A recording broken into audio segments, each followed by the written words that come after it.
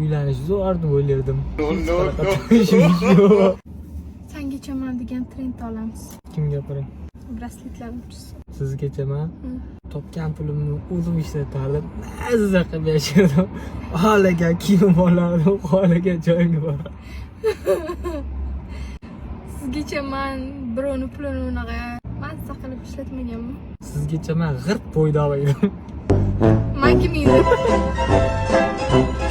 To'g'ri. Men ham boshim ochiq edi. Sizgacha men uylanish zo'r deb o'ylardim. Hech qanaqa tanishimiz yo'q.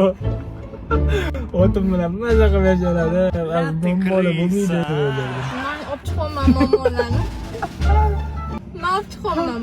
So'ng Sizgacha men ko'chada mazza qilib qizman. Xohlagan paytim ko'chaga chiqardim, xohlagan paytim kelardim. Hech kimga отчет bermas edim.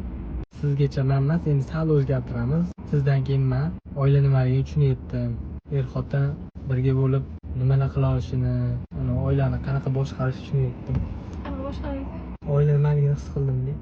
Er-xotin birga, qiyinchilik bilan, xuddi o'sha o'zim niyat qilganimdek, oson niyat qilmaganman-da, hamma narsaga tayyor boring deb niyat qilmaganman-da, birga erishi erim bilan degan narsani mana sizdan keyin ko'rib kelaman. Sizdan keyin men farzand ne'mati nimaligini, ota bo'lish hissini, pampers tashish, kasha tashish, tashvishlarni shirinligini bildim. Ungacha qiyin bo'lsa kerak deb yurardim.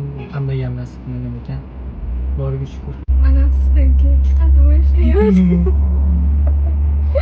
Toksikoz nimaligini, kechqurun soat 3 da narsa yeb qidirib kelish qanaqaligini, u yegandan keyin qanaqangi mazza, qanaqangi zo'rligini his qildim sizdan keyin. Shohiqiz. Sizgacha men oradan ikkita 3 ta xotin haqida o'ylab qo'yardim-da. Qanaqa bo'larkan, nima bo'larkan deb. Sizdan keyin tushunayotdim, bitta erkakga bitta xotin mashina yo'qotgan. Tashvishlar bor-ku, ikkita 3 ta bo'lsa-chi u adoy tamom bo'ladi. Yetarkan.